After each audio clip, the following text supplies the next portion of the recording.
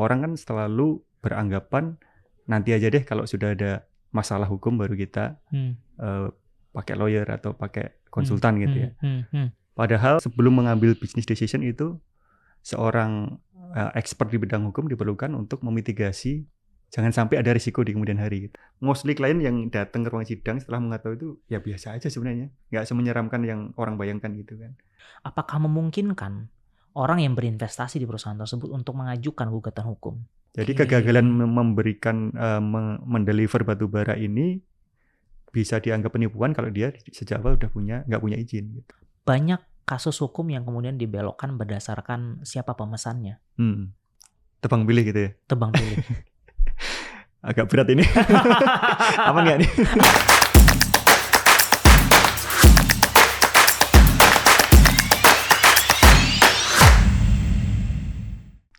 Guys, welcome. This is Ganda speaking from Founder Talks by Samandana.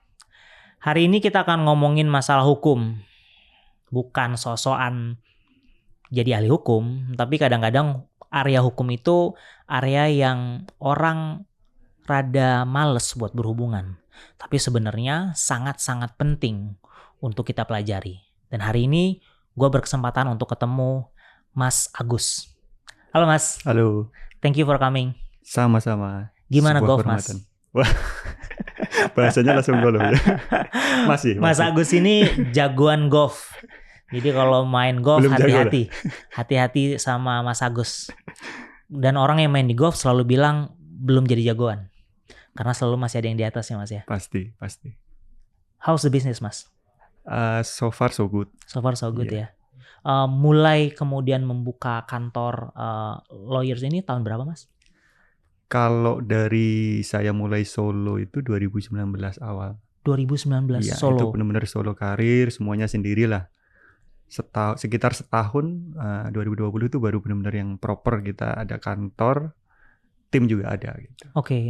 2020 kalau sekarang berarti sekitar 4 tahun lah. Sebelumnya memang langsung punya kantor sendiri, legal office sendiri atau pernah kerja dulu Mas? Pastinya pernah kerja. Pasti pernah kerja. Ya, karena mostly kalau buka kantor itu pasti harus punya pengalaman dulu sih. Kalau saya start dari 2011-an itu ya sekitar 8 tahunan lah. 8 tahun dulu kerja ya. Wow. Jadi menimba pengalaman dulu baru kemudian betul. Solo karir tadi. Kalau di kantor sekarang berarti fokusnya apa Mas? Secara servisnya? Kalau kita sih praktisnya sebenarnya kalau law firm itu kan secara garis besar dia ada corporate sama litigasi gitu. Kalau kita kebetulan kedua-duanya kita pegang praktisnya. Corporate juga, litigasi juga. Oke. Jadi both ways lah ya. Iya. Oke.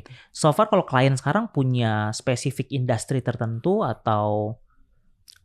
Kalau industrinya kita bervariasi sih. Ada yang infrastructure, kemudian ada konstruksi juga, media advertising juga ada ya. Gitu kan. Banyak lah. Ada asuransi juga. Asuransi juga ada ya. Mas, kalau kita ngomongin hukum kan kayak aku tadi di pembukaan, biasanya tuh orang males buat berhubungan gitu. Tapi penting untuk kita tahu gitu. Nah, kalau kita sebagai pengusaha, poin-poin apa Mas yang perlu diketahui secara perspektif hukumnya? Iya, kalau ya gini, mungkin dari sisi pengusaha itu memang ada kayak stereotip sama stigma gitu ya. Kalau misalkan masalah hukum itu menghambat usaha gitu ya. Apalagi ketika suatu usaha atau bisnisnya dia ada berurusan dengan hukum, artinya ini kan ada cost, biaya, dan waktu yang dihabiskan di situ. Artinya menghambat bisnisnya gitu ya. Nah, sebenarnya patut untuk menjadi perhatian sih karena industri hukum, terutama untuk jasa hukum ini kan orang kan selalu beranggapan nanti aja deh kalau sudah ada masalah hukum baru kita pakai lawyer atau pakai konsultan gitu ya. Padahal dalam bisnis itu memang bahkan di awal transaksi itu diperlukan gitu. Di awal transaksi bahkan sebelum mengambil business decision itu seorang expert di bidang hukum diperlukan untuk memitigasi jangan sampai ada risiko di kemudian hari gitu. Jadi yang mungkin mostly pebisnis itu belum sampai kepikiran untuk arah sana gitu. Iya. Gitu. Mungkin buat pebisnis gitu yang baru memulai gitu ya, Mas. Menurut Mas Agus, apa yang mesti mereka persiapkan? Apakah mereka memang harus kemudian punya legal team sendiri, atau memang ada bentuk-bentuk yang dari servisnya Mas Agus bisa untuk mengakomodir teman-teman yang baru memulai bisnis? Ya, kalau untuk punya tim legal di awal bisnis mungkin bagi sebagian besar pengusaha itu agak berat sih ya, karena fokusnya kan pasti dia sales penjualan gitu ya. Tapi mungkin yang harus diperhatikan and keep in mind adalah licensing sama perizinan sih terutama. Jadi make sure bahwa bisnisnya ini, bidang usahanya ini comply dengan izin-izin sama license yang diperlukan untuk menjalankan usaha. Itu yang pasti pertama diperlukan untuk menjalankan usaha. Itu dulu, kalau udah comply nanti akan mengikuti. Oke. Dulu kuliah di mana, Mas? Di Brawijaya saya. Oh, Brawijaya. Oke, berarti dari SD sampai dengan kuliah di Malang atau? Di Kediri. Oh, di Kediri. Oke. Kampusnya kebetulan dekat sebelah kota kan. Tapi memang dari kecil udah saya pengen jadi lawyer gitu. Enggak sih. Kepikirannya itu malah baru SMA sih malah. Oh, baru SMA. Kecilnya pengen jadi apa tuh, Mas? Kecil sebenarnya jurnalis sih dari kecil pengen. Oke. Jadi memang pengen jurnalis karena melihat kerjaan jurnalis kayaknya asik di lapangan, kemana-mana gitu kan. Jadi banyak traveling gitu. Selesai kuliah kemudian langsung jadi lawyer? Enggak juga. Sempat jurnalis. Oh, jadi jurnalis. Jadi menjadikan cita-cita masa kecil jadi kenyataan ya? Iya. Jurnalis di mana, Mas? Zaman di itu? Jawa Pos. Oh, Jawa Pos. Zaman berarti Padalan sekarang. Oke. Mengcover hukum. Berita betul. Apa? Oh, hukum juga. Oke. Berapa lama kemudian baru berprofesi sebagai lawyer?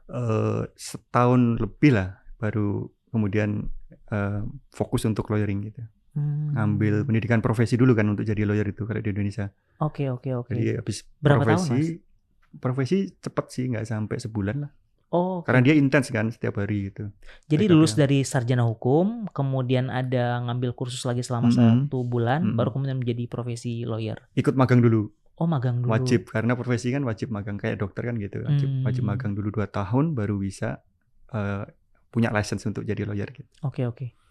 Background sebagai lawyer tadi, background sebagai jurnalis tadi, apakah membantu, Mas? Cukup sangat membantu sih. Karena waktu itu saya pikir communication skill itu memang perlu kan. Kalau kita sebagai lawyer, kemudian writing skill dalam lawyering kan perlu juga tuh. Jadi di jurnalis kita jadi lebih bisa memahami bagaimana menstruktur tulisan, runut gitu kan. Belajar di itu sih. Mungkin dari perspektif yang bisa dibawa mungkin ya, salah satunya skeptikal dari jurnalis, Mas ya. Iya, bisa. Skeptikalnya itu perlu tetap dibawa. Betul. Iya. Kemudian barulah terjun sebagai lawyer tadi. Iya, betul. So far selama berpraktek sebagai lawyer ada kasus yang menarik, Mas? Yang menarik sebenarnya kasus ini, setiap kasus sebenarnya menarik ya, punya karakteristik sendiri. Ya pasti ada challenge sendiri masing-masing. Jadi kalau dibilang mana yang paling menarik, menurut saya semua menarik. Karena Indian nggak ada kasus yang benar-benar sama. Mirip iya banyak, satu bidang satu ini ya banyak, tapi masing-masing pasti punya karakteristik sendiri-sendiri. Mas, tapi ini kalau ngomongin pebisnis ya, Mas ya, sampean harus dibilang seorang pebisnis gitu kan. Tapi pada saat yang bersamaan juga Mas Agus juga berprofesi sebagai lawyer gitu. Bisnis dan lawyer itu kan 2 hal yang berbeda. Satu dari segi skill dan profesionalnya, satu dari sisi bagaimana manajemen tim, bagaimana kemudian memastikan semuanya berjalan dengan lancar gitu. Gimana Mas Agus melihat itu? Ya kebetulan gini.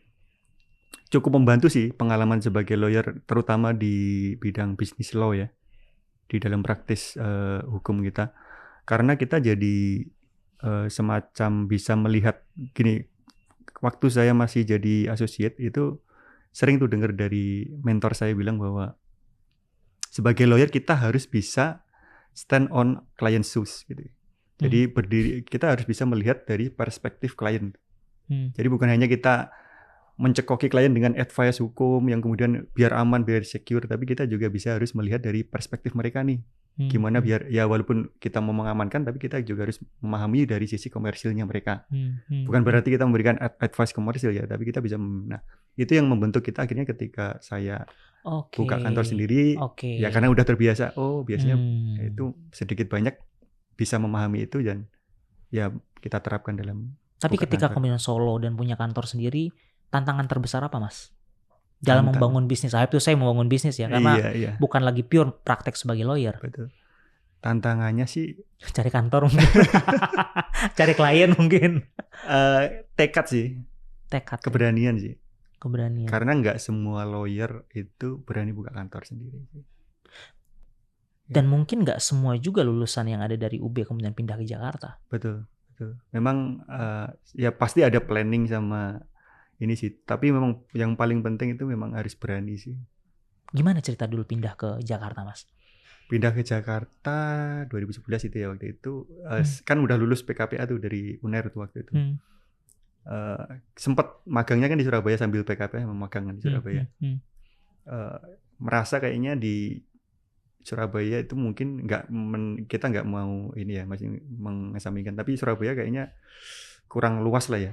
Jadi untuk dari sisi bisnis, kemudian dari industri di Surabaya kayaknya kurang berkembang dan kasusnya belum begitu banyak lah, nggak kompleks kayak di Jakarta gitu. Jadi kepikiran kayak kalau mau berkembang jadi lawyer kayaknya harus ke Jakarta, harus move ke Jakarta. Gitu. Makanya waktu itu memutuskan ya udah berangkat ke Jakarta. Urge buat berkembang itu dari mana Mas datangnya? Nggak tahu. Wah, Surabaya kurang nih buat seorang Mas Agus nih, kurang nih Surabaya. Atau gitu. Mungkin karena suka tantangan kali ya, suka challenge dari dulu. Oke. Berapa bersaudara Mas kalau boleh tahu? Saya anak kedua dari 3 bersaudara. Oh, anak kedua dari 3 bersaudara. Jadi namanya kan Dwi. Kalau orang Jawa. Saya pikir Dwi itu 1 bukan ya? 1 Eka. Eka ya. Oke. Itu dari 2011 tuh move Jakarta tuh. Cari-cari law firm yang bisa untuk bekerja waktu itu. Artinya bukan orang Jakarta pindah ke Jakarta. Iya, betul. Kemudian bekerja di Jakarta tapi kemudian memilih untuk jadi solo. Iya. Waktu itu ya memang harus kerja dulu sih. Kepikiran dari awal memang kepikiran ketika memutuskan gue harus jadi lawyer nih, advokat nih istilahnya. Harus mengambil PKPA, pendidikan profesi, magang 2 tahun.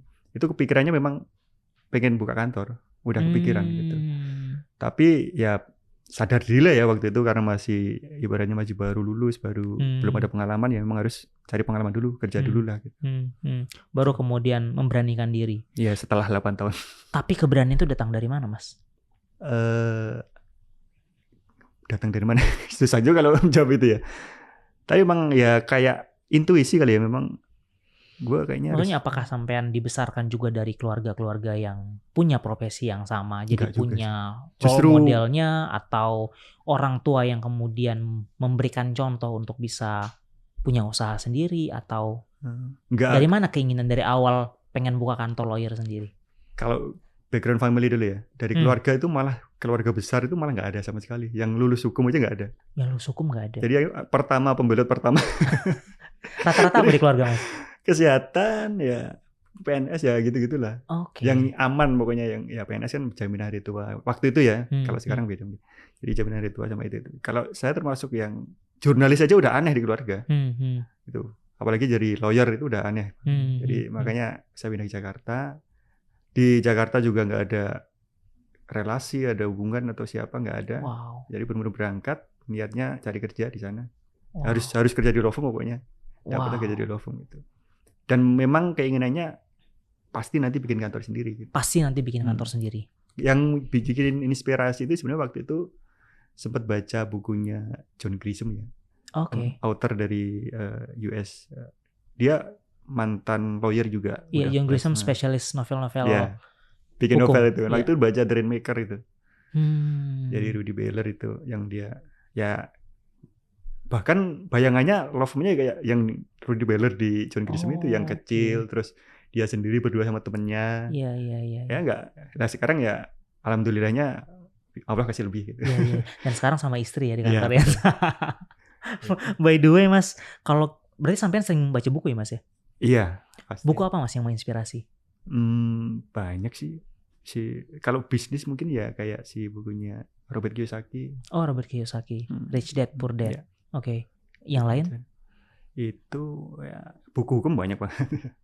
Kalau saya nih misal Mas yang buta tentang hukum gitu loh, kasih rekomendasi Mas buku yang kemudian bisa memberi saya pemahaman tentang hukum.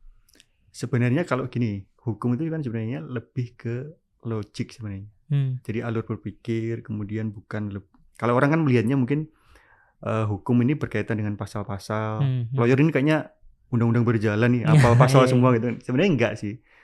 Kita bahkan setiap 5 tahun itu rutin hukum kan berganti itu, berubah. Jadi untuk menghafal itu ya akan berat gitu. Tapi sebenarnya yang lebih penting di profesi kita itu kan alur berpikir, logika gitu kan, runut, nggak boleh yang kita lompat-lompat gitu ya. Untuk berpikirnya. Itu mengajari lebih ke situ sih sebenarnya.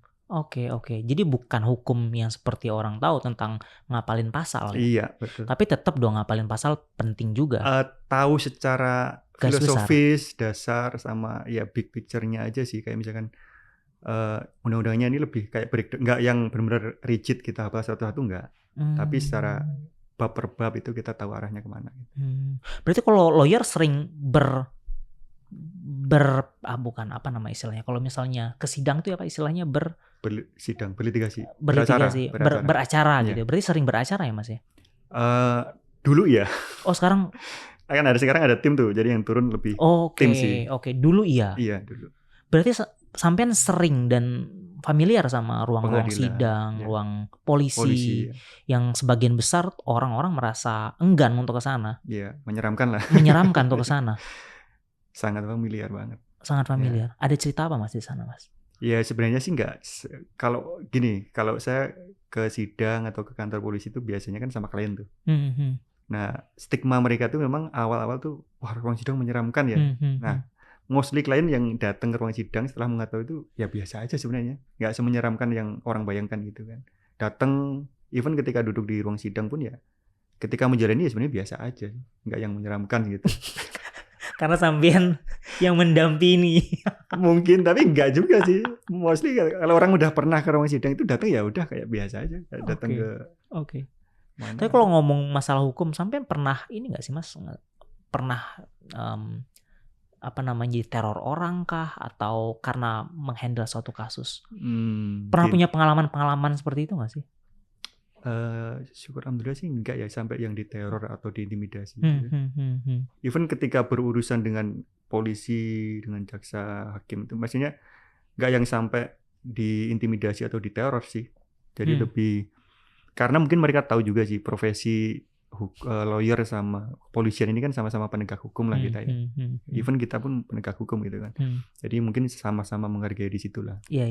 Jadi aman lah ya. Jadi maksudnya secara penanganan perkara kita mungkin berseberangan tapi di luar ya kita ya friendly aja. Iya. Santai gitu ya. Nambah teman malah. Mas, ini kalau ngomongin bisnis gitu ya. Bisnis itu kan selalu related sama partnership. Ya kan, dan partnership itu ya ups and down, pasti ada upsnya, pasti ada juga kemudian kita punya perselisihan gitu. Nah ketika perselisihan tadi muncul, biasanya di situ letaknya di mana lawyer kemudian berperan. Kalau dari Mas Agus melihat, misalkan ada dua partnership gitu ya, ada A dan B gitu, kemudian mereka saling berinvestasi misalnya. Ketika kemudian investasi tadi hilang dalam proses dalam proses usaha tadi, apakah memungkinkan orang yang berinvestasi di perusahaan tersebut untuk mengajukan gugatan hukum? Mungkin banget. Ya memang salah satu upaya ya sebenarnya kan gini, kalau hukum itu sengketa di pengadilan kemudian di kepolisian itu kan sebenarnya istilahnya latinnya itu ultimum remedium kan. Upaya hukum terakhir lah, jalan terakhir. Ketika upaya negosiasi, musyawarah, mediasi itu nggak membuahkan hasil. Nah, akhirnya muncullah di pengadilan. Even di pengadilan pun, pengadilan wajib loh ini hukumnya untuk mendamaikan dulu. Jadi ketika dua pihak bersengketa di pengadilan, datang salah satu mendaftarkan gugatan di pengadilan, dan tergugatnya adalah si A dan si B gitu ya, penggugatan tergugatnya. Si A dan si B oleh pengadilan wajib didamaikan dulu melalui proses mediasi. Tapi ini perspektif hukum perdata berarti Mas? Perdata. Tapi kalau misalnya kemudian orang yang melaporkan kasus tersebut membawanya pada ranah kasus pidana, seperti apa Mas? Nah ini yang mungkin sering terjadi dan mungkin orang masih sering bingung ya. Ketika ada suatu transaksi atau partnership yang kemudian akhirnya tidak berjalan sesuai rencana, salah satu pihak merasa dirugikan, bisa gugat, bisa lapor polisi gitu ya. Konteksnya kan gini. Iya, betul. Nah ini dalam hukum sih gini, kalau kan kayak misalkan kita investasi lah anggap ya, memberikan investasi kepada si B, kemudian investasinya gagal. Nah ini dalam konteks hukum perdata namanya wan prestasi. Wan prestasi itu ketika salah satu pihak tidak melaksanakan prestasi yang sudah dijanjikan. Oke. Namun dalam konteks hukum publik pidana itu ada yang namanya penipuan. Oke. Nah sebenarnya ini dua hal yang berbeda tapi mirip-mirip. Untuk mengetahui apakah gagalnya investasi ini karena penipuan atau investasi. Oke. Yang membedakan adalah niat. Nah susah lagi nih niat nih. Niat nih nggak kelihatan. Niat hanya orang itu dan Tuhan yang tahu. Ya, itu kan nggak kelihatan. Tapi dalam hukum ada parameternya. Oke. Apa parameter niat? Nah gini, parameternya ketika apakah dimulai dengan Bismillah gitu? Investasi itu gini, ketika dibuatnya perjanjian, pada hari buat perjanjian, apakah si pihak yang melakukan yang gagal ini, apakah sudah mengetahui itu akan gagal atau enggak? Oke. Atau misalkan sudah ada indikasi, misalkan dia menjanjikan saham gitu, investasi saham, tapi dia nggak punya izin dalam bidang transaksi perdagangan saham. Oke. Atau nggak punya akun, ya udah jelas dia niat di awal menipu. Oke. Nah, ketika dia investasi saham, dia udah register sebagai manajer investasi saham, dan dia udah menjalankan itu ternyata gagal, yaitu wan prestasi. Oke. Jadi niat di awalnya itu dilihat dari pada saat dia membuat perjanjian itu, apakah kondisi dia apa? Ya, kondisinya apakah memungkinkan untuk itu apa enggak?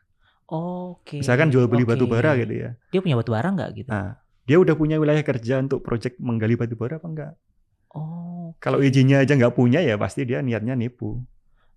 Jadi kegagalan memberikan mendeliver batu bara ini bisa dianggap penipuan kalau dia sejak awal udah nggak punya izin gitu. Wah, menarik nih Mas. Menarik. Jadi tahu kan? Menarik. Jadi tahu bahwa sebenarnya kalau kita kan taunya perdata atau pidana. Bisa dianggap dua-duanya gitu ya. Ternyata bisa dianggap dua-duanya, tergantung dari perspektif mana. Nah, kalau ngomongin perspektif Mas, hukum itu kan sangat related sama perspektif. Pastinya. Gimana caranya kemudian ketika berperkara, pihak A bisa memenangi pihak B?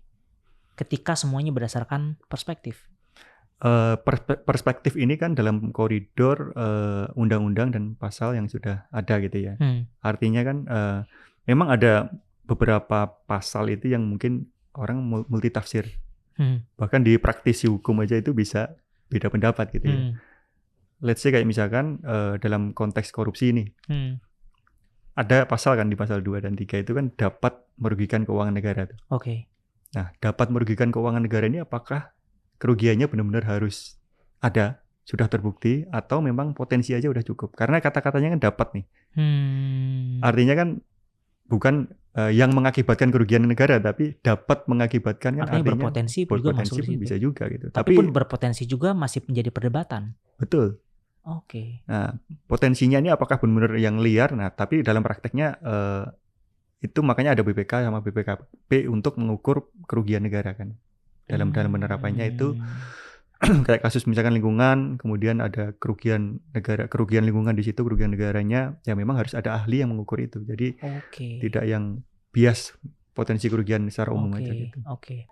Mas, ini kalau ngomongin hukum, Mas Agus tadi sempat ngomong ketika berhubungan dengan hukum tadi adalah bagaimana kita membangun perspektif. Dan perspektif tadi berhubungan bagaimana kita membangun logika. Apa yang mesti dilakukan untuk bisa membangun logika tadi, Mas? Ya, salah satunya sih memang dalam dunia hukum kita harus belajar critical thinking juga tuh. Jadi benar-benar kita memfilter lah ya. Apalagi kalau dalam hukum itu kan ketika kita membuat opini atau advice ke klien itu kan harus menerima atau kita filter fakta-fakta. Nah, jadi dari semua informasi itu kita harus bisa membedakan tuh mana yang opini klien, mana yang fakta. Jadi kan kadang semua yang diceritakan, dokumen yang dikasih itu kan sebenarnya ada satu yang opini dia, ada yang memang benar-benar terjadi fakta gitu. Nah, critical thinking itu membantu kita untuk memfilter itu. Oke. Jadi hanya dari fakta aja kita bisa akhirnya membangun analisa dari situ gitu, membuat analisa dan memberikan advice gitu. Ini termasuk bagaimana kemudian kasus-kasus hukum di Indonesia itu kan kadang-kadang banyak yang dibawa ke ranah media. untuk membentuk opini. Ya, betul. Jadi memang ya sekarang apalagi akses informasi sangat cepat ya, digital dan semua. Dalam 1 menit aja satu kejadian di satu tempat udah bisa diberitakan kan. Betul. Nah, memang generasi sekarang ini memang kebanjiran informasi lah intinya. Nah, ini yang memang harus sebenarnya bukan hanya lawyer sih. Menurut saya sih critical thinking ini memang harus dimiliki oleh anak-anak generasi sekarang yang informasinya sangat-sangat luas. Apa yang bisa dilakuin Mas untuk kemudian bisa membendung informasi tadi dengan memiliki critical thinking yang kuat? Iya, yang pertama kan kita harus, kalau dalam jurnalistik dulu itu kan kita harus cek dan dicek ya, cross check lagi ya. Apakah informasi ini benar? Jadi nggak sembarangan kita terima informasi teruskan, apalagi sampai diteruskan ke orang lain, disebarkan, itu kan hoaxnya bisa kemana-mana gitu. Nah, yang pertama harus melihat itu. Jadi memang kita harus memfilter diri kita sendiri dulu. Kemudian ketika ada informasi masuk kita cek lagi kebenarannya. Apakah ini fakta atau misalkan berita beneran atau opini gitu. Oke. Ini ngomongin tentang berita yang ada di media massa ya Mas ya. Sekarang kan kecenderungannya orang bukan kecenderungan lah ya. Beberapa kita melihat ada perusahaan-perusahaan yang kemudian mengklaim sebagai perusahaan yang pilot untuk menghindari kewajiban-kewajibannya. Yeah. Dari sisi hukum seperti apa Mas? Iya, kemarin kebetulan ini kan dari 2021 kita kan ada COVID tuh ya waktu itu 2021. Memang pada saat periode-periode itu bahkan sampai sekarang pun memang banyak sih yang benar-benar perusahaan pilot. Jadi karena memang ya financial difficulties, kemudian memang nggak bisa lagi operasional, ya udah akhirnya pilot kan. Nah tapi ya ada mungkin beberapa perusahaan gitu ya, mungkin yang salah satu caranya untuk menghindari kewajiban disalahgunakan lah intinya ya. Jadi lembaga kepilotan di Indonesia ini kan sangat mudah ya untuk mendaftarkan. Kita syaratnya itu untuk declare sebagai perusahaan yang pilot itu pertama harus punya minimal 2 tagihan. Oke. Itu udah cukup. Dua-duanya udah, salah satunya udah jatuh tempo, punya 2 kreditur, udah cukup untuk mendeklar diri sebagai perusahaan yang pilot. Karena di sistem kepilotan kita itu nggak mengenal insolvency test. Apa itu Mas? Nah, mungkin kayak negara kayak Amerika itu kan mereka ada tuh insolvency test. Jadi ketika perusahaan diajukan pilot oleh salah satu kreditor atau dia mendeklar diri sebagai perusahaan yang pilot, itu mereka cek beneran tuh laporan keuangannya, kemudian aset-asetnya, liabilitiesnya apa. Jadi dites, dicek benar-benar sama expert. Jadi ada audit dulu sebelum kemudian dia mendeklar apakah dia. Kalau secara financial dia masih capable, ngapain pilot gitu kan. Betul. Itu sama kayak kasusnya dulu yang pernah rame itu Telkomsel waktu itu. Telkomsel kan sempet tuh gara-gara utang berapa belas M gitu sama salah satu vendornya dia diajukan pilot. Oh iya. Dan sempat dikabulkan di tingkat pertama di pengadilan niaga. Wow. Kalau kita lihat maksudnya secara company Telkomsel kan ya besar lah ya. Berapa triliun. Asetnya 14 M kan bisa dibayar lagi sama dia. Tapi karena sistem kita mengadopsinya nggak ada insolvency test dan cukup syaratnya satu utang yang jatuh tempo dan ada 2 kreditor, udah cukup untuk mengajukan pilot itu. Gitu. Wow. Tapi akhirnya dikasasi ditolak sih, karena ternyata utangnya nggak ada dispute, atau utangnya ada dispute di situ, jadi nggak simple. Karena syarat pilot kan utangnya harus sederhana, gitu sih. Oke, Mas, kalau misalnya kita ngomongin kepilotan gitu ya, kemudian pasti kan ada pihak-pihak yang dirugikan di situ. Langkah hukum apa yang bisa diambil oleh orang-orang yang merasa dirugikan dari proses kepilotan tersebut? Iya. Sayangnya gini, kalau dalam konteks ketika perusahaan pilot, sebenarnya kan ketika pilot perusahaan masih diberikan kesempatan untuk restructure ya dalam Indonesia. Tapi disitulah yang dirugikan biasanya memang kreditor-kreditor yang punya tagihan gitu sih, karena pilihannya kayak buah si malakama. Ketika di reschedule pembayarannya dia harus nunggu lagi bertahun-tahun. Tapi ketika dia nggak setuju untuk reschedule, perusahaannya jadinya pilot. Akhirnya ketika pilot, ya kondisinya kan ini perusahaan di Indonesia kan pakai perseroan terbatas ya. Jadi tanggung jawab pemegang saham ini hanya sebatas saham yang di store. Jadi ketika perusahaan pilot, pemegang saham udah nggak ada tanggung jawab lagi karena aset yang ada itulah yang akan kemudian dibagikan, dilelang, kemudian hasilnya akan dibagikan kepada seluruh kreditur secara merata. Ini menarik Mas. Dengan cerita Mas Agus tadi, apakah secara legal perspektif hukum di Indonesia itu memihak pada usaha untuk memupuk orang untuk berusaha atau tidak, Mas? Sebenarnya iya. Karena salah satu prinsipnya dalam Undang-Undang Kepilotan tuh asas kelangsungan usaha. Jadi memang mendukung untuk perusahaan going concern gitu ya, tetap menjalankan bisnisnya. Nah tapi di satu sisi ini kan balik lagi nih, yang namanya hukum, apalagi ini hukum undang-undangnya udah 2004, udah umurnya 20 tahun yang lalu. Ya 2004 dan ini peninggalan 98 waktu itu dari Perpu waktu itu. Dan itu dibuat dalam kondisi masih krismon. Ya. Jadi nggak banyak berubah di 2004. Jadi tujuannya memang untuk mempermudah perusahaan untuk likuidasi, untuk pilot. Jadi sebenarnya harusnya kalau sekarang ini udah ada adjustment sih. Kayaknya sih udah lagi dibahas sih undang-undang yang baru kepilotan gitu. Karena akhirnya ini kan mempermudah ya ada proteksi terhadap ini sih, lebih ke perusahaan sih. Oke, jadi sebenarnya undang-undang tadi dibuat untuk memproteksi perusahaan. Iya, betul. Mempermudah untuk pilot dan PKPU itu. Oke. Artinya pada satu sisi kan sebenarnya ada pihak juga yang dirugikan, which is adalah kreditur tadi. Iya, betul. Dari sudut pandang kreditur, apakah ada undang-undang yang kemudian mampu untuk menjaga mereka? Satu-satunya cara sebenarnya dia harus mendaftarkan tagihan tadi itu. Jadi itu pun kalau pilot ya harapan untuk bisa repayment seluruh tagihan nggak ada.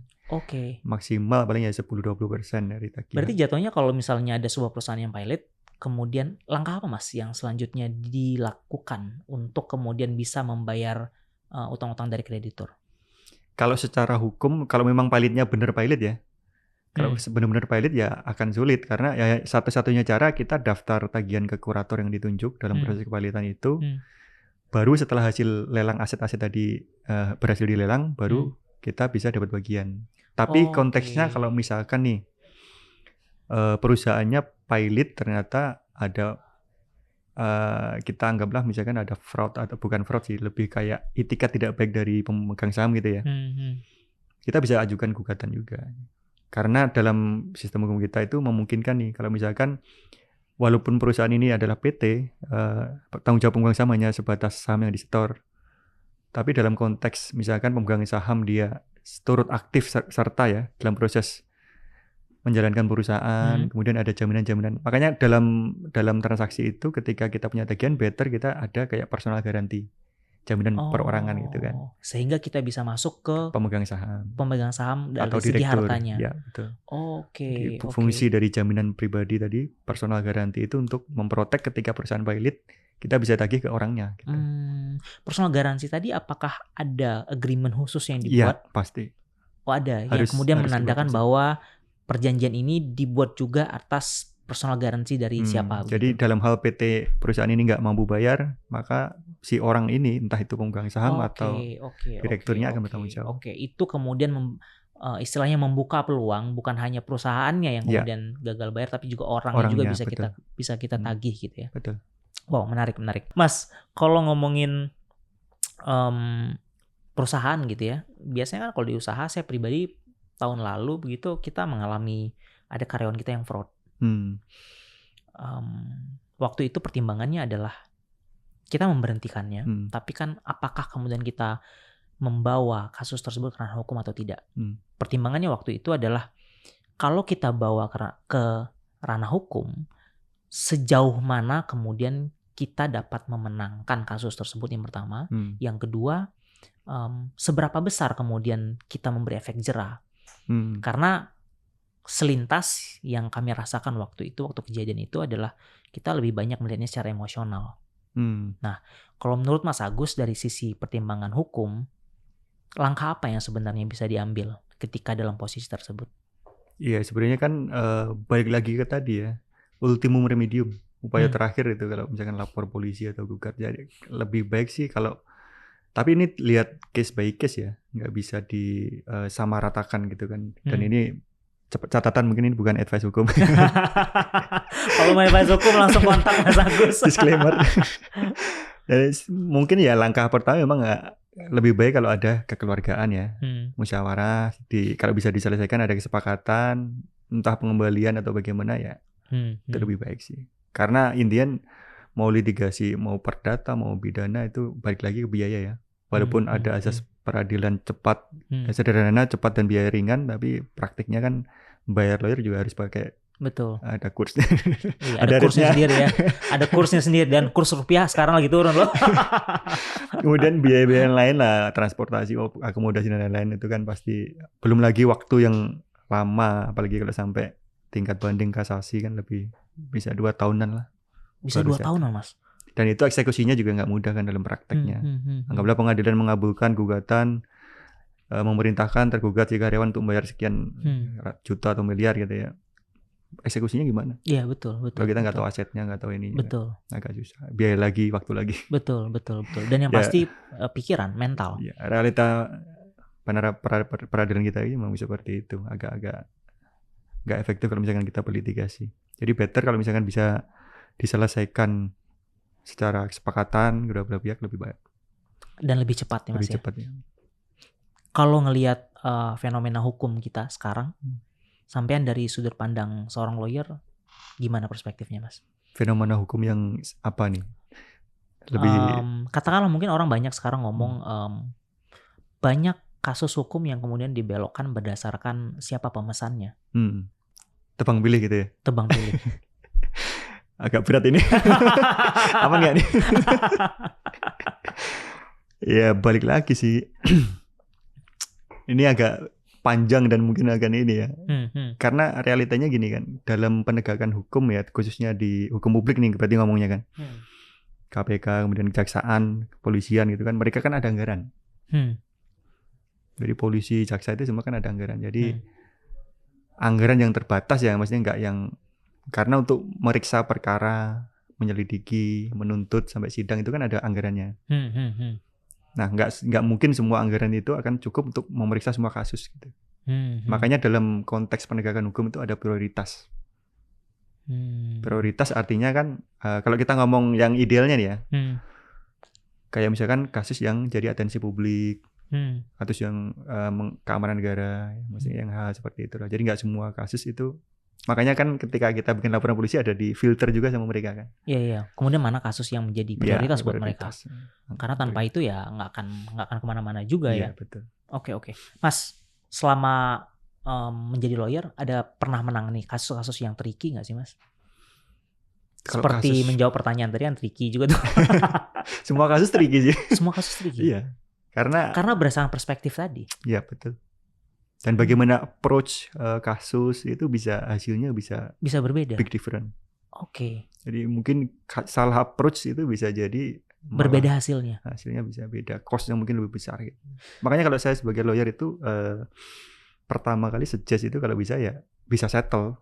Jadi ketika ada dispute ya hal utama yang kita lakukan ya gimana biar bisa settle. Gimana caranya biar bisa settle? Jadi justru kita sebagai lawyer itu malah menghindari pengadilan, bukan menghindari sih. Karena ya balik lagi pengadilan itu upaya terakhir. Jadi kepuasan kalau misalkan klien bisa settle di luar pengadilan, akan jauh kita lebih berperan. Oke. Mas, tapi kalau ngomongin masalah settle nih Mas ya. Pada akhirnya kan hitung-hitungan yang bermain di situ. Pastinya kan. Pun kalau misalnya kita mau menempuh jalur hukum, pada akhirnya hitung-hitungan tadi yang akan bermain. Betul. Mungkin sebelum sampai pada hitung-hitungan tadi, proses sebelum sampai di situlah yang kemudian bisa berfungsi sebagai legal perspektif tadi untuk membantu bagaimana jangan sampai kejadian. Service apa Mas dari Mas Agus yang bisa memberikan advice agar bisa memitigasi sehingga tidak terjadi hal-hal yang tidak diinginkan kemudian hari? Nah, ini yang penting itu ketika tahap awal kontrak sih ya. Kontrak, oke. Terutama yang bisnis ya. Oke. Nah, ketika membuat kontrak itu kan orang pasti menganggapnya mungkin kayak sepele ya. Ya udah pakai template gitu kan ya. Ya udah tanda tangan, udah. Ubah tanggal, ubah nama. Kemudian ya udah. Ubah nomor jumlahnya. Udah selesai. Padahal kan setiap transaksi itu kan sebenarnya punya karakter dan beda lah ya. Karena kan kayak misalkan investasi itu kan, ini investasi buat apa? Kemudian berapa lama pengembaliannya? Terus ini fixed income atau sesuai harus fluktuatif, kita nggak tahu hasilnya. Nah, hal seperti itu kan kita masing-masing beda lah pasti. Pasti beda masing-masing. Pasti beda. Ya? Dan memang tahap kontrak ini penting, sangat penting. Oke. Mas, ini pertanyaan silly nih Mas. Apa bedanya ketika kita membuat kontrak di depan notaris dan depan lawyer? Kalau notaris itu kan produknya dia akta otentik istilahnya. Jadi notaris itu bisa dua peran kan, notaris atau dia di PPAT. Kalau PPAT kan pejabat membuat akta tanah kan, jadi jual beli tanah dan lain-lain itu. Dia memang pejabat negara untuk itu. Gitu. Ketika notaris dia perannya untuk membuat akta otentik. Akta otentik itu dalam pembuktian hukum adalah bukti otentik jadinya. Oke.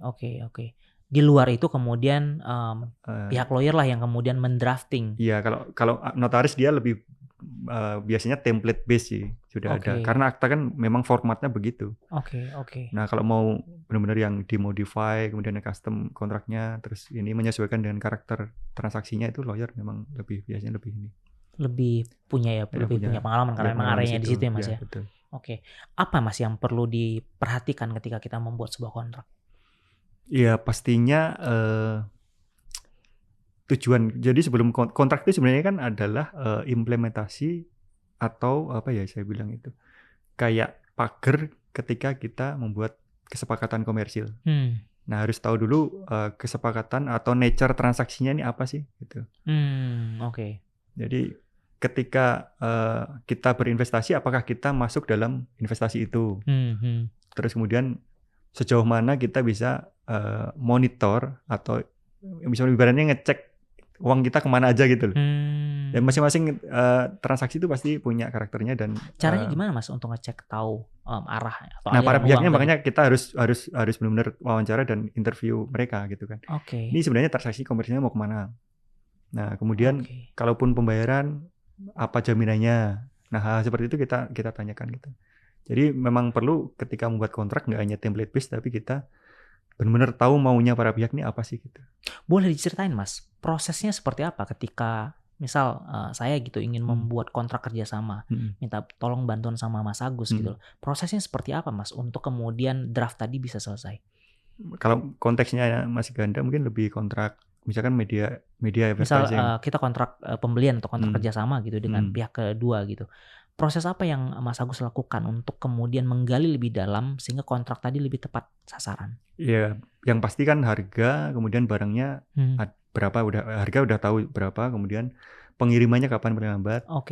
Kemudian atas pembayarannya berapa kali, TOP-nya pasti kan kita tahu juga. Kemudian ada jaminan nggak untuk pelaksanaan nih? Biasanya kan ada entah PB atau apalah performance bond dari pelaksanaan itu ketika gagal itu apa jaminannya gitu. Untuk mensecure uang yang sudah dikeluarkan gitu. Oke. Gitu. Kemudian yang paling penting biasanya ya pemilihan sengketa kalau ada sengketa itu. Pemilihan pengadilan mana yang? Iya, betul. Oke. Kalau kita ngomongin bisnis sih Mas ya, karena saya backgroundnya bisnis, saya banyak belajar tentang hukum dari Mas Agus. Tapi kalau kita ngelihat bisnis dan hukum, terutama di misalnya saya sebagai orang yang menjalani bisnis gitu Mas ya. Menurut Mas Agus, apakah memang harus kita perlukan orang yang memahami hukum untuk kemudian terjun ke bisnis, atau orang yang terjun ke bisnis juga harus mempelajari hukum? Dua-duanya sih. Dua-duanya. Tapi kalau dari sisi orang hukum tergantung goalnya dia sih. Apakah dia mau bikin kantor sendiri? Atau ya memang berkarir aja di law firm itu, entah nanti jadi partner gitu. Kalau dia mau berkarir sendiri ya mungkin hanya tahu permukaan untuk bisnisnya ya, nggak yang sampai mendalam. Tapi kalau tujuannya goalnya pengen punya kantor sendiri memang harus tahu sih, harus benar-benar tahu bisnis. Nah, kalau dari sisi orang pebisnis ya harus tahu hukum. Harus tahu hukum karena yaitu cost untuk ketidaktahuan hukum itu mahal. Betul sih. Akhirnya akan mahal. Betul. Tapi kalau menurut Mas Agus, kesadaran hukum di Indonesia, terutama di kalangan pebisnis seperti apa Mas? Kalau di kota-kota besar kayak Jakarta sekarang sih udah cukup ya, udah cukup karena melek hukum lah mereka udah apalagi akses informasi sekarang kan gampang banget digital gitu. Banyak juga platform-platform yang menyediakan informasi gratis gitu kan. Udah lebih inilah. Kalau di daerah mungkin masih agak-agak sulit. Iya sih. Jadi mereka belum awareness untuk hukum itu masih ya penting jualan aja lah. Betul. Mas, kalau dari sudut pandang bisnis, pelajaran penting apa Mas selama dari tahun 2020, 2019 sampai dengan sekarang yang Mas Agus pelajari? Apa ya? Bisnis itu ya, kalau menurut saya sih memang fit ya. Selain kita punya plan itu memang harus punya ya fit tadi itu. Kita yakin ya. Yang kalau kita yakin ya pasti itu akan terimplementasi dari effort kita kan gitu kan. Jadi obstacle apapun itu ya kita akan hadapi. Akan bisa kita lewati ya. Tapi dari mana datang keyakinan itu Mas? Mungkin saya dulu kan sportsman ya ketika masih remaja, masih pelajar. Sampai jadi atlet Mas? Enggak juga. Atlet antar sekolah ya. Atlet antar sekolah. Ya, tapi memang olahraga itu mengajari kita untuk itu, untuk ya determinasi, ya persistensi. Jadi stamina. Kalau dulu staminanya kan lebih ke fisik, sekarang staminanya lebih ke mental. Mental ya. Selain main golf, aktivitas apa untuk menjaga mental tetap fit? Kerja ya mental juga kan. Iya betul. Saya tetap fun kok, maksudnya menjalani lawyering itu senang sih. Oke.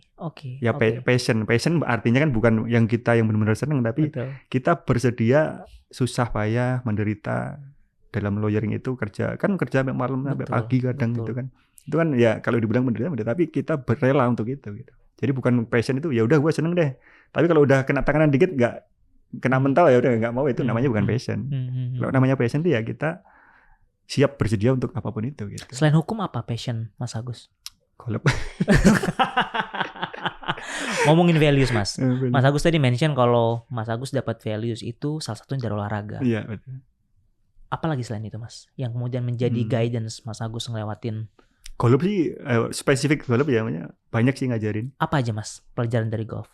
Iya, satu memang itu kan selain kesabaran, mental game ya, mental game. Jadi memang kita jadi tahu karakter orang sih, jadi ketika golf itu jadi orangnya temperamen nggak, itu kan jadi tahu misalnya bagaimana dia golf itu kan ketahuan apakah dia orangnya gerusa-gerusu, penuh pertimbangan atau enggak, itu kan tahu. Kalau dari saya sendiri sih jadi latih kontrol diri sih. Oke. Lebih ke kontrol. Kalau golf itu kan nggak bisa kita power aja, tapi kita memang harus bisa ngontrol diri sih. Oke. Golf kalau buat saya selain melatih kesabaran, juga melatih menahan rasa panas. Jadi kosong. Menurut sampean nih, kira-kira kalau anak-anak nih yang baru mau mulai usaha gitu, dari sisi legalitasnya atau dari sisi perspektif hukum, apa yang Mas Agus bisa kasih perspektif ke mereka? Iya, balik lagi sih perizinan sih. Ya comply dulu sama regulasi. Sekarang kan gampang ya, misalnya mau bikin PT atau CV pun udah banyak aksesnya kan, gampang sekarang. Termasuk perizinannya udah include biasanya kan. Gitu. Jangan miss di situ aja sih. Karena ya akan dampaknya akan luar biasa. Termasuk merek juga sih. Kalau punya merek, better diregister. Bedanya R sama TM apa Mas? Itu di Amerika. Kalau di sini sih sama, diakui sama. Kalau R semua. Kalau di sana kan R itu kayaknya registered. Kalau TM kan trademark. Kalau di sini semuanya R. Semua register. Jadi wajib. Jadi merek itu wajib didaftarkan. Oke, kalau merek itu kita daftarkan, implikasi hukum apa yang kita dapatkan? Bukan implikasi hukum, tapi memitigasi implikasi hukum. Oke. Jadi anggaplah kita punya merek, punya brand gitu ya, udah jalan sukses gitu kan. Kita telat mendaftarkan, ternyata ada yang udah daftar duluan. Even dia nggak punya produknya, dia udah daftarin merek itu, dia yang punya. Karena kita menganut azas first to file, siapa yang mendaftar pertama dia yang diakui. First to serve ya. Oke, jadi even misalkan kita punya produk, kan saya udah jualan dari 5 tahun yang lalu gitu kan. Tapi dia baru daftar dan belum punya produknya, dia yang diakui. Kalau merek itu. Beda kalau hak cipta ya. Nah, hak cipta apa Mas? Kalau hak cipta misalkan lagu, ada orang yang udah mendaftarkan, tapi kita udah punya bukti nih bahwa 5 tahun yang lalu kita udah bikin lagunya, ada rekamannya, itu kita bisa menang, masih bisa menang. Oke. Tapi kalau merek nggak bisa. Kalau merek nggak bisa. Merek benar-benar siapa pertama kali mendaftarkannya. Betul. Wow, sepowerful itu ya merek. Iya. Makanya kayak Polo, Ralph Lauren ya. Di Indonesia itu Polo kan PT Polo Indonesia kan, bukan Ralph Lauren dia. Karena dia mendaftar duluan.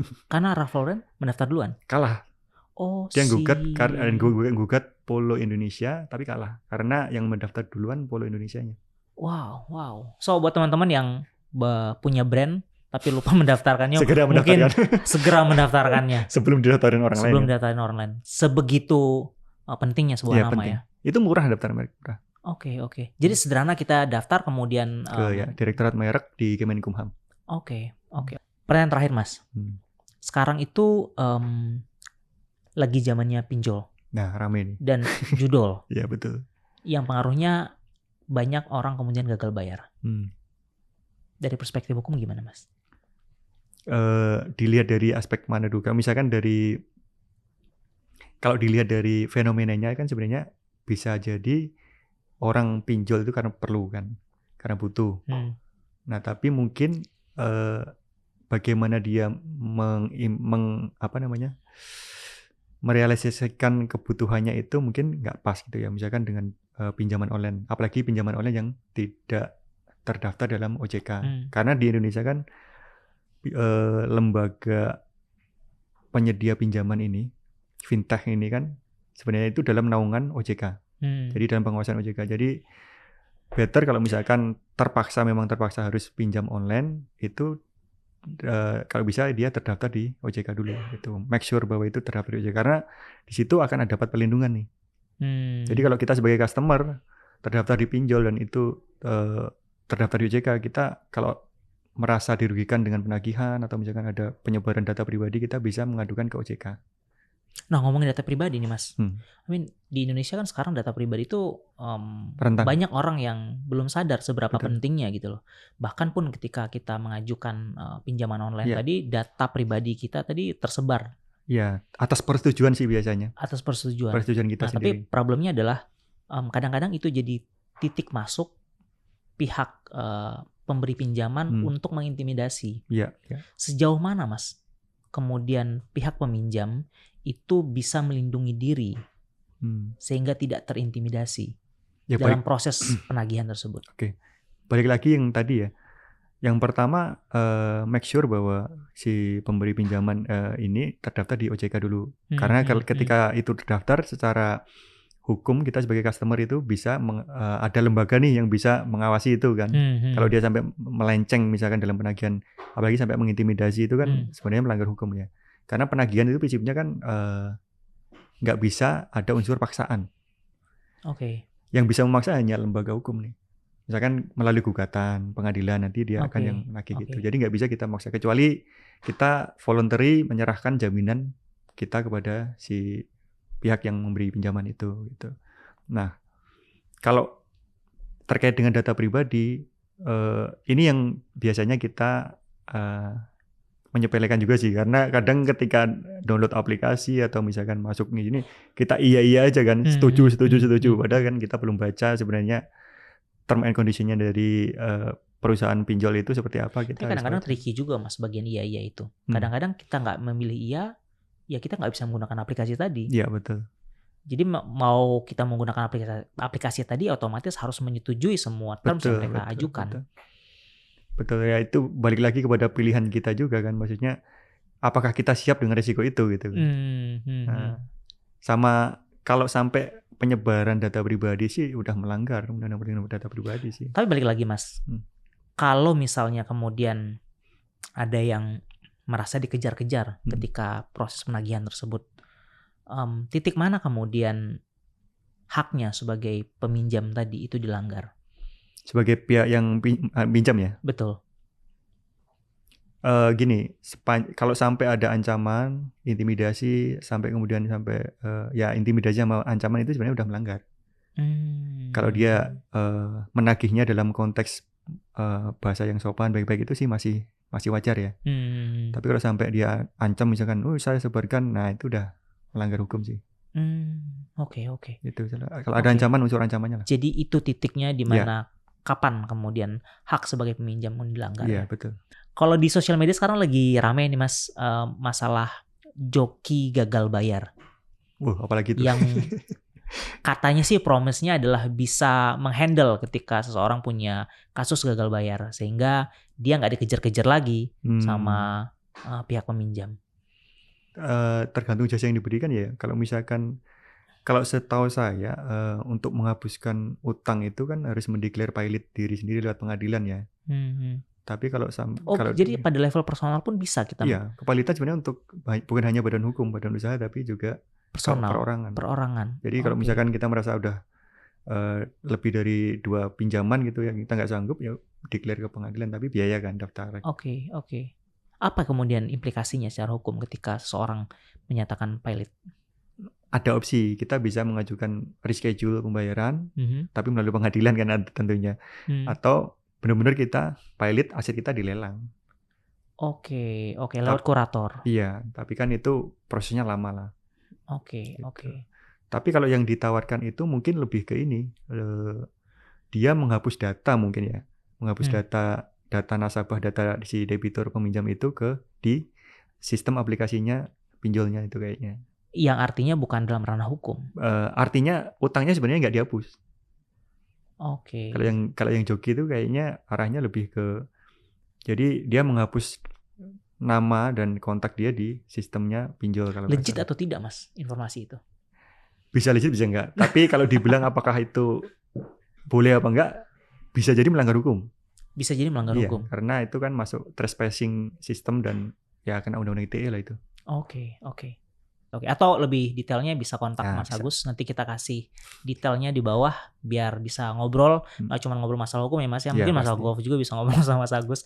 Pelatih siapa yang paling oke gitu ya. Tenang, kalau kita biasanya free of charge untuk konsultasi awal. Oke. Well, it's a very good news buat teman-teman untuk bisa kontak langsung. Nanti kita bisa kasih email atau email detailnya Mas ya. Jadi teman-teman bisa dapat perspektif juga, karena hukum itu orang kadang-kadang kayak di awal yang pertama takut untuk berhubungan langsung, yang kedua mungkin perspektifnya adalah aduh mahal nih kalau misalnya harus berhubungan sama hukum, jadi kayak dijalanin aja. Tapi justru malah kadang-kadang bisa membahayakan diri kita sendiri. Mas Agus, thank you. Saya pribadi belajar banyak, mudah-mudahan teman-teman juga yang nonton podcast ini belajar banyak tentang hukum, perspektif hukum, bahwa hukum itu bukan sesuatu yang harus dijauhi, tapi justru harus kita pelajari untuk bisa memitigasi problem-problem ke depan. Saya Ganda, and this is Founder Talks by Samandana. Terima kasih Mas. Terima kasih. Thank you.